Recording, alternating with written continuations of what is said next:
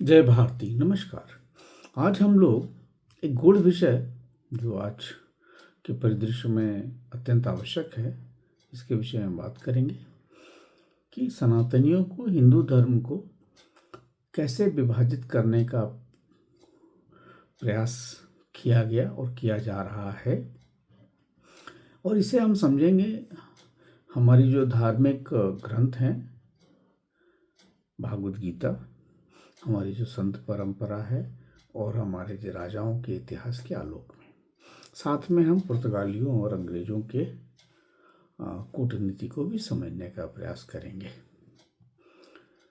तो सबसे पहले भागवत गीता के को हम लोग लेते हैं। भागवत गीता में भगवान जो हैं 5वें अध्याय के 18वें श्लोक में कहते हैं, विद्या विनय संपन्ने ब्राह्मणे गविहस्तिनि शुनि चैव स्वपाके च पंडिता संदर्शन। यानी ज्ञानी जन, ब्राह्मण, गाय, हाथी, कुत्ता और कुत्ता को खाने वाला चांडाल, जिसे पंचवर्ण भी कहते हैं, सब में एक ही आत्मा देखते हैं। यानी आत्मा के स्तर पर कोई ऊंच नीच है ही नहीं। चलिए हम दूसरे श्लोक पे आते हैं। भागवत गीता के 4थे अध्याय के 13वें श्लोक पर वहां भगवान कहते हैं, चातुर्वर्ण्यम मया सृष्टम गुण कर्म विभागश तस्य कर्तारमपि मां विद्धि कर्तारम अव्ययम्। यानी जो ये ब्राह्मण, क्षत्रिय, वैश्य और शूद्र, इन 4 वर्णों का समूह गुण कर्म के विभाग पूर्वक रचा गया है। मतलब जन्म के आधार पर नहीं, गुण और कर्म के आधार पर रचा गया है। तो जन्म आधारित भागवत गीता में ये तो बात है ही नहीं, और आत्मा सबका के स्तर पर भी कोई बात नहीं है। अच्छा, 9वें अध्याय के 32वें श्लोक में भगवान फिर कहते हैं कि माम ही पार्थ व्यपाश्रित तेम अपि यान्ति परागतिम। यहाँ पर वो कहते हैं कि जो समाज में जिसे आप थोड़े कमज़ोर कहते हैं, वे भी परम गति को प्राप्त कर सकते हैं। मतलब समाज में सब लोग मोक्ष को प्राप्त कर सकता है। मतलब मोक्ष किसी के पाप की बपौती नहीं है। तो जो भारतीय समाज ऐसा है, मतलब हमारे ग्रंथ के अनुसार तो आपने देख लिया। अब हम इसे देखते हैं कि ये समाज था कैसे। मेगास्थनीज तो आया तो उसने कहा कि यहाँ तो मतलब कोई दास प्रथा है ही नहीं, और उसने तो बहुत ही सुंदर वर्णन किया है। तो ये जो समाज था वो कार्य आधारित था और एक तरह का गिल्ड जैसा था। मतलब जो वाणिज्य करते थे वो लोगों को कहते थे, किसी को कह दिया कि आप लोहे का ये सामान बना दो, किसी को कह दिया लकड़ी का ये सामान बना दो, किसी को बोल दिया कपड़े का ये सामान बना दो चीज़, और फिर वो उसका क्रय विक्रय करते थे। ये परस्पर आश्रित समाज था और आध्यात्मिक रूप से एक था। अब आप इनके ऋषियों को देख लें कि वाल्मीकि रामायण की रचना किया और आज के वाल्मीकि समाज से हैं। आप जानते हैं आज की डेट में वो शेड्यूल कास्ट हैं। वेद व्यास, मत्स्य पालन, मछुआरा, आज की डेट में वो भी शेड्यूल कास्ट में आएंगे। तो हम आपके जो महान ग्रंथ हैं, रामायण, महाभारत, वेदों का संकलन, तो ये क्या दर्शाता है?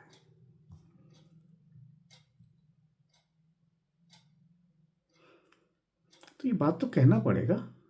अच्छा, आपके जो संत परंपरा के लोग रहे हैं, स्वामी रैदास, स्वामी तुकाराम, कबीर, ये क्या थे? कोई जुलाहा थे, कोई रैदास फिर वही वाल्मीकि समाज से थे, जिन्हें चर्मकार कहा सकते हैं। तुकाराम कुंभी समाज के थे।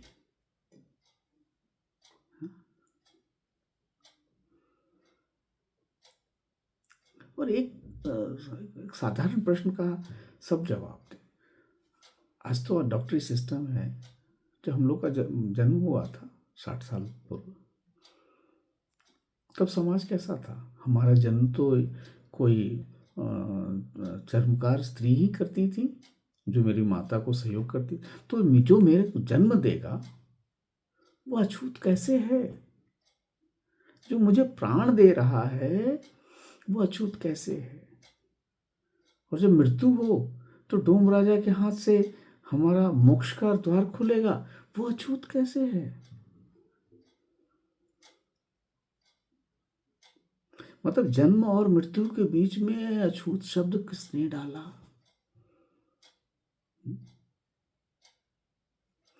अपने शंकराचार्य की कहानी तो आपको पता ही है, वाराणसी में उनके साथ क्या हुआ।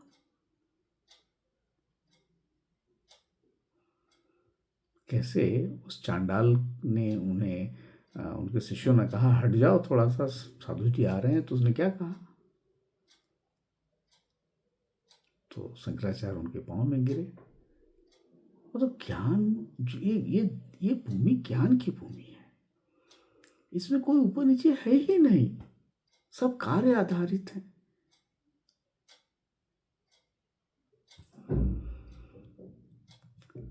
ठीक है, चलिए आगे के संत देखते हैं। संत चोखा मेला महार समुदाय से थे। बिरसा मुंडा सभी जानते हैं, शेड्यूल ट्राइब। अक्का महादेवी, जनाबाई, सहजाबाई, ये सब तो हमारी आज के समय के पिछड़े वर्ग के ही लोग हैं। चलिए, ये तो संत का बात हो गया। अब आते हैं राजाओं के विषय में। ये जो कहा जा रहा है कि 2000, 3000, 4000 साल से वंचित, शोषित, तो चलिए इनका भी कर लेते हैं कि इनमें सच्चाई क्या है। ये जो वामपंथ का जहर है, सच्चाई पे कैसे कहानियां गढ़ गढ़ के हमें आपस में ही लड़ाने का प्रयास कर रहे हैं। तो नंदवंश को लेते हैं। नंदवंश क्या थे? नाई मूल के थे। जी हाँ, नाई मूल के थे। मौर्य वंश क्या थे? आज के जो मौर्य हैं, या जो कोयरी समाज जिसे बिहार में कहते हैं, वो थे। उत्तर प्रदेश में मौर्य समाज कहते हैं। जरासंध कहार परंपरा की, जी हाँ, वही जो अपने कंधों पे विवाह के समय में बेटियों को उसके मायके से ससुराल लेके जाया करते थे, ये वही समाज के थे। लोधी वंश, कुर्मी कृषक, गुर्जर प्रतिहारा, सारे राजा। और यादवों का तो कहना ही अलग है।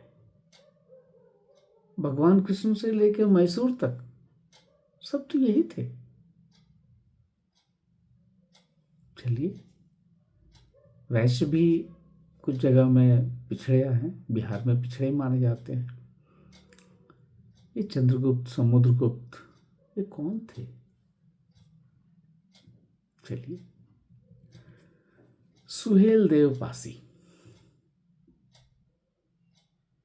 इनके आक्रमण इनके इनके इनके जो इनकी जो शक्ति के कारण 150 साल सालार गाजी को जब इन्होंने मारा, करीब 1.5 लाख सेना को, 150 साल भारत पे कोई आक्रमण नहीं हुआ। ये पासी राजा थे। और काशी के डोम राजा, वो तो आज भी प्रतिष्ठित है, वो तो सामने दिख रहे हैं। चलिए, अब शेड्यूल टाइप के कुछ राजा की बात कर लेते हैं। गोंड राजा, ये जितने भी गोंडवाना एरिया के राजा। भील राजा, राणा प्रताप के साथ मुगलों के दांत खट्टे करने वाले भील राजाओं को कौन नहीं जानता। चलिए, बहुत सुंदर। मतलब राजा की दृष्टि से और संत की दृष्टि से कोई भेदभाव नहीं था।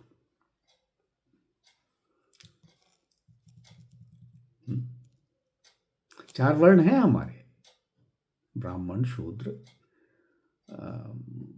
वैश्य और क्षत्रिय, और ये सब गुण के आधार पर हैं, जन्म के आधार पर नहीं है। चलिए, अरे इस गुण के आधार पर तो आप हमारे देवताओं को भी का भी वर्णन है। ये लोकमान्य तिलक के जो भगवत गीता का उन्होंने जो अनुवाद किया है उसमें है कि अश्विनी कुमार चिकित्सा और सेवा के हैं। जी हाँ, जो हम जैसे हमारा जन्म होता था तो जो स्त्री आती थी तो वो तो चिकित्सा ही और सेवा में थी ना। तो जो आप सांस लेते हैं, ईड़ा पिंगला जो है वो अश्विनी कुमार हैं, तो ये शूद्र हैं। इसके बगैर आप जी नहीं सकते। हर प्रतिपल आपको सांस लेना है, सांस छोड़ना है।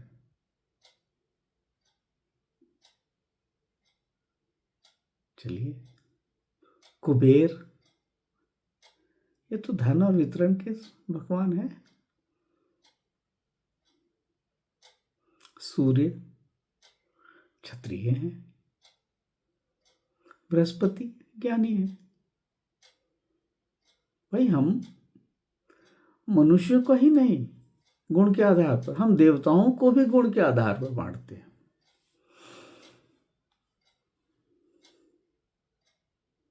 इतनी सुंदर संरचना को लोगों ने बिगाड़ के रख दिया।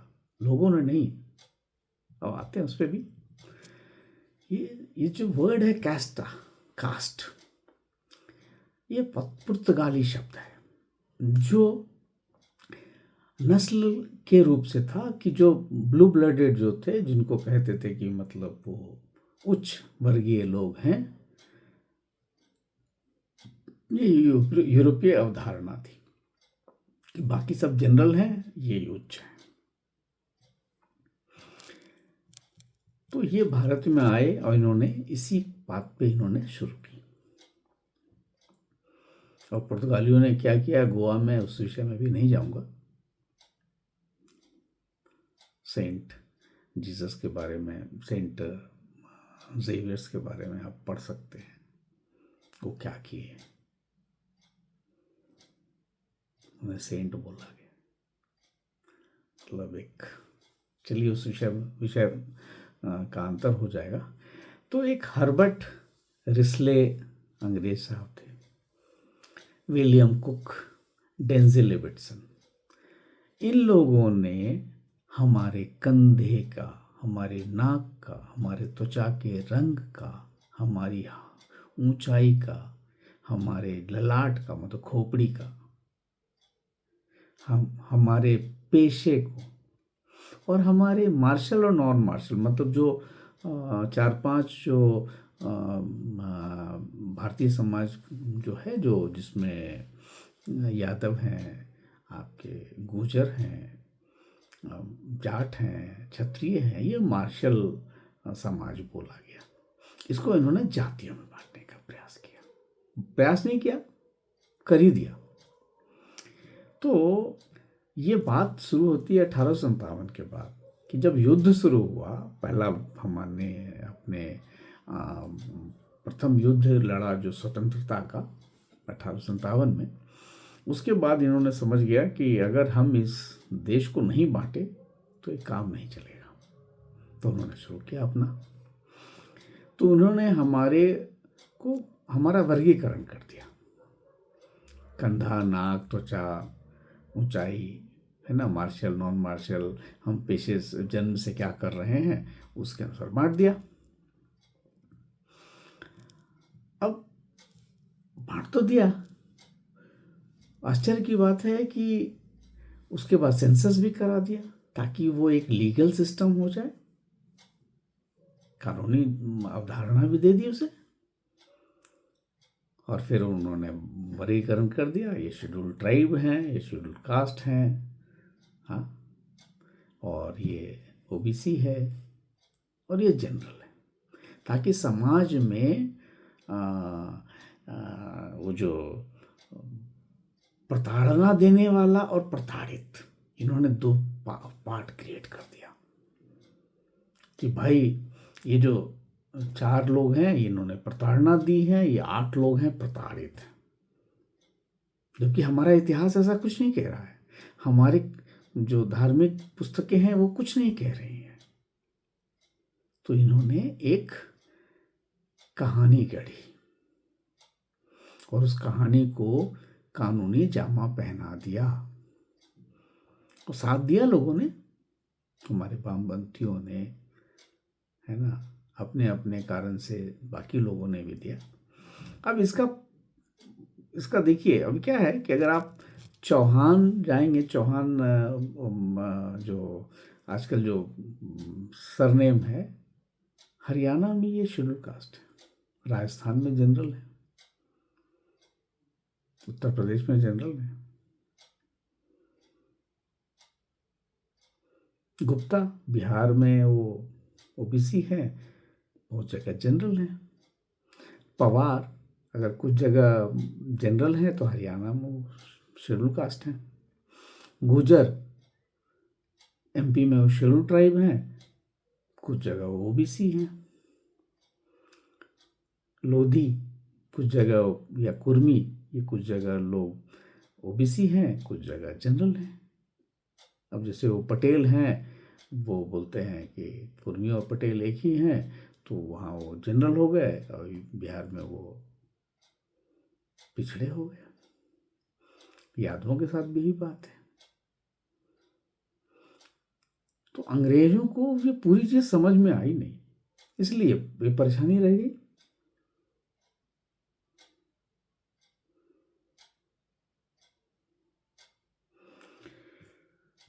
तो भाई हमारे धार्मिक पुस्तक कुछ कह नहीं रहे, वो तो कह रहे हैं कि आत्मा के स्तर पर सब एक है और हमने सिर्फ गुण और कर्म के अनुसार विभाग दिया है। और खाली मनुष्यों को विभाग नहीं दिया, देवताओं को भी दिया।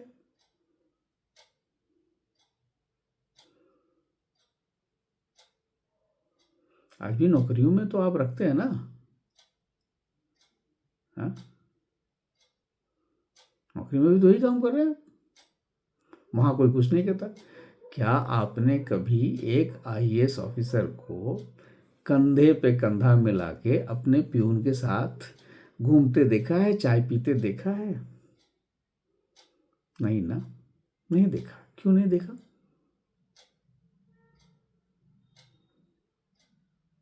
यहां भेदभाव नहीं है, क्योंकि गुण अलग अलग है।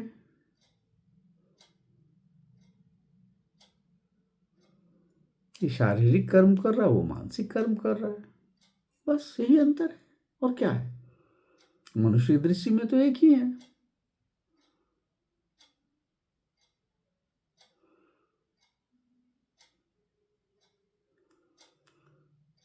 तो एक संत आदमी, ब्राह्मण का तो मतलब ही वही है ना कि वो संत है कर्म से। और आपने देखिए कि वाल्मीकि भी संत हुए। मतलब आपका जन्म से कुछ भी हो, कोई भी पेशा करता हो आपका परिवार जीवन यापन करने के लिए, संत होना तो बहुत स्वाभाविक थी, क्योंकि गुण है आपके, कर्म है आपके। उसी तरह क्षत्रिय वंश, देखिए आप सारे राजाओं को देख लें, जिसके पास शक्ति थी, जो प्रयास किया उसे मिल गया राजपाट। तो ये सब पिछड़े कैसे हो गए? ये पिछड़ों की अवधारणा किसने बना दी? और इस पॉलिटिक्स से हमें क्या मिला? जोगेंद्रनाथ मंडल के कारण आज बांग्लादेश में सारे हमारे शेड्यूल कास्ट के समाज के बंधु आज परेशान हैं। क्या मिला?